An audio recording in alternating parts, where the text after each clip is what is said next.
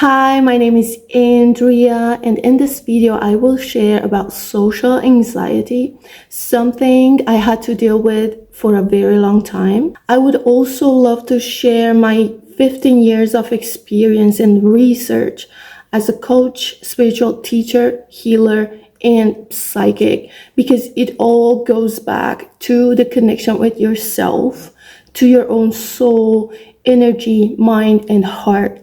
In this video, we'll go through some topics. What is social anxiety? Why you have social anxiety? What can you do about it? And also my own life story, how I could overcome social anxiety and how I became a people magnet. People right now love to be around me. People feel drawn to me. And I developed the skill to connect very easily with people. So I'm basically a people magnet.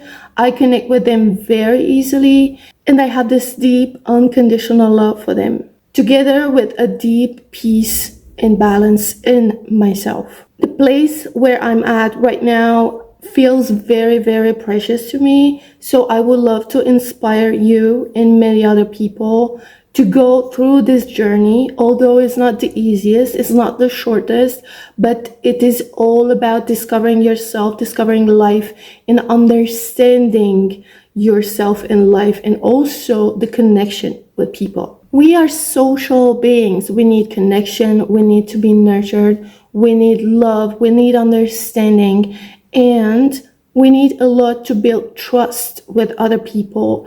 And that creates this state of flow in our lives and in between us and other people that feeds the soul and that can fill you up with energy. A lot of people, due to certain circumstances, feel safer and better alone, or they have no choice but to be alone, either because they lost trust, either because they don't know how to connect, either because they are weak and they are abused most of the times. So their strategy is to hide in their dark hole, which leads a lot of times to depression and deeper states of anxiety, in this numbness, this zombie mode where you just survive and sometimes you try. Also, some of these people turn to negativity and try to harm others as a way of revenge on their situation. So when you are stuck alone in your own dark hole, most of the times you cannot charge yourself. They are rarely things that can stimulate you and feed you with energy. So you are in an energy deficit mode, which leads to this state of depression, survival mode, and that can lead to addictions, lacking a lot of energy. Also, I see that many people have no friends and their best friend is the smartphone. So they try to connect with other people or with communities through social media, through creating fake profiles, through using a lot of filters, but it's all about this need for attention, need for love, need for appreciation, need for belonging. We have all these basic needs that we try to feed and we turn to fake stuff. You can see this online fake identity on social media, like, for example, Instagram, where it's very easy to fake yourself, to put on those filters, to adjust your form, to become sexy, attractive, handsome, or to hide behind someone else's profile. And a lot of the pictures of good-looking people are stolen for this reason. The same you can, or you might find on dating apps. And sometimes just a little bit of attention or a little bit of power position where you feel someone's attention towards you, even if that's for a fake profile, it's empowering. So it feeds you for a little bit, but it does not sort out the problem. And then there's an even more modern solution, which is AI, and through AI you can create whatever you want. So you can operate in this online fake world basically with limitless opportunities. But the problem is that in the end you are still lost. you are still unhappy, you are still empty, and you try to fill that void with whatever tool you have. But I would say that at least these people fight and these people try. There are other people who give up and they just hide in their dark hole. They don't connect with people anymore. They can be very aggressive. They can be very irritating because they don't have the skill set to connect. They have a deep hatred for people, and therefore they lose their drive to live. Like, why would I live? What's the reason for me to live?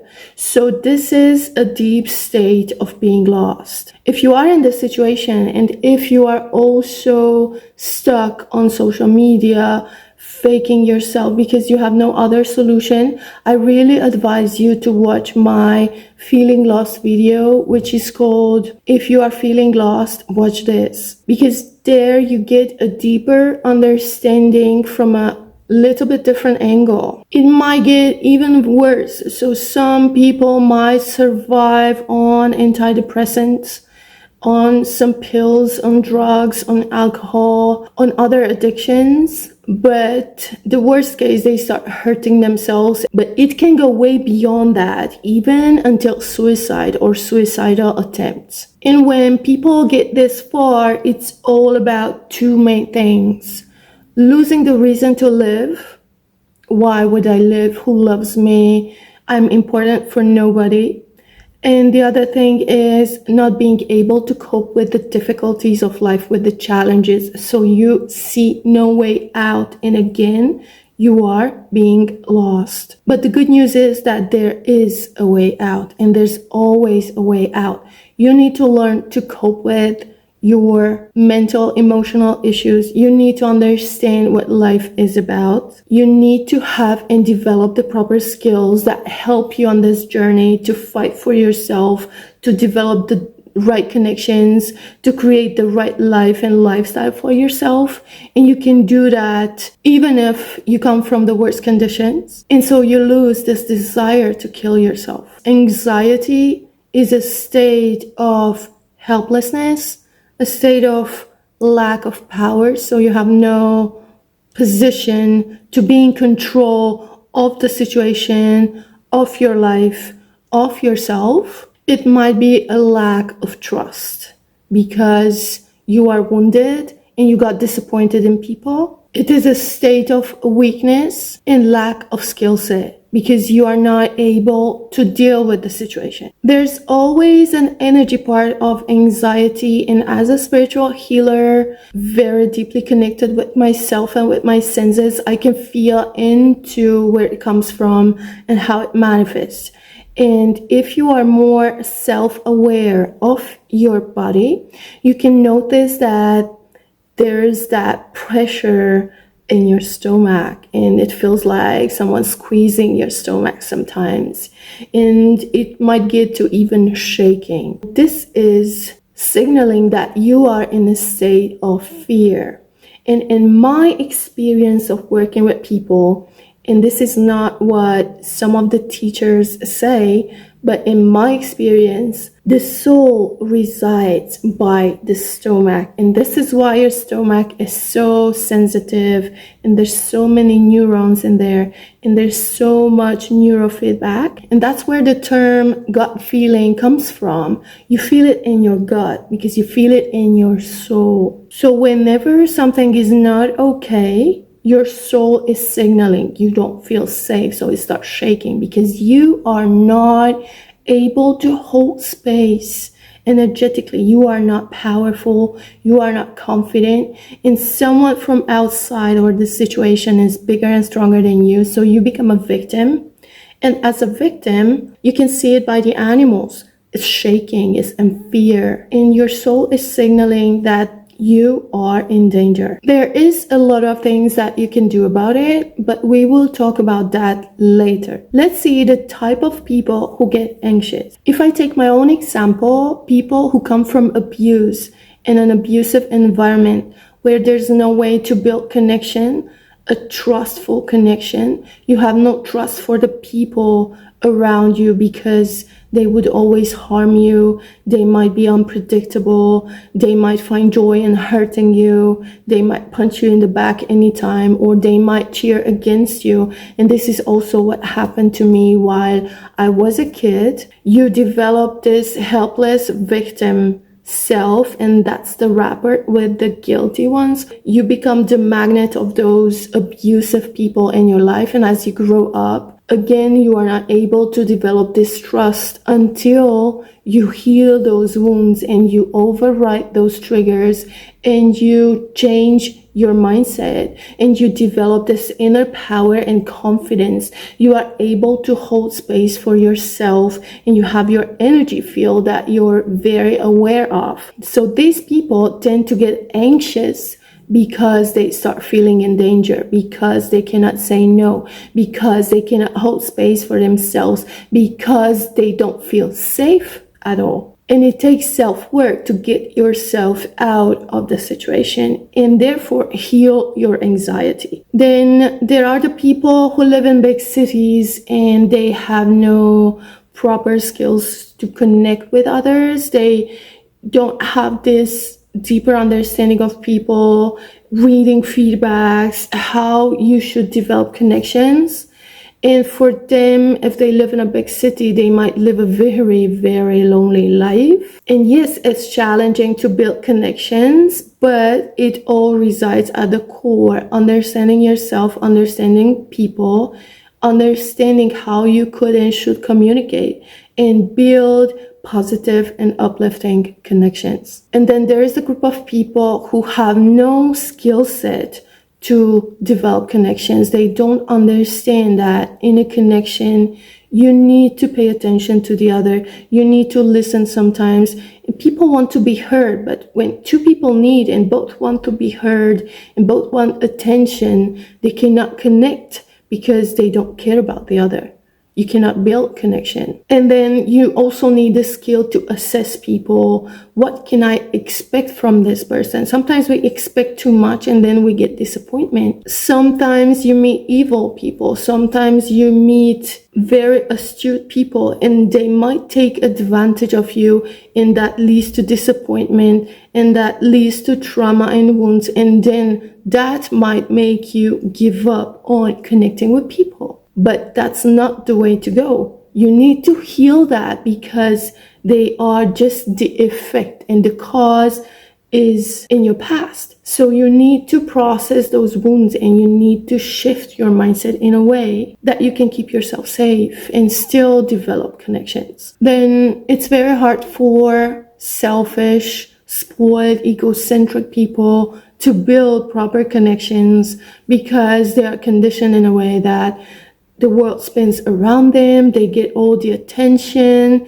everything is about them, and everybody's serving them. Now, how can you develop a deep and meaningful connection based on that, or connect with people on equal terms?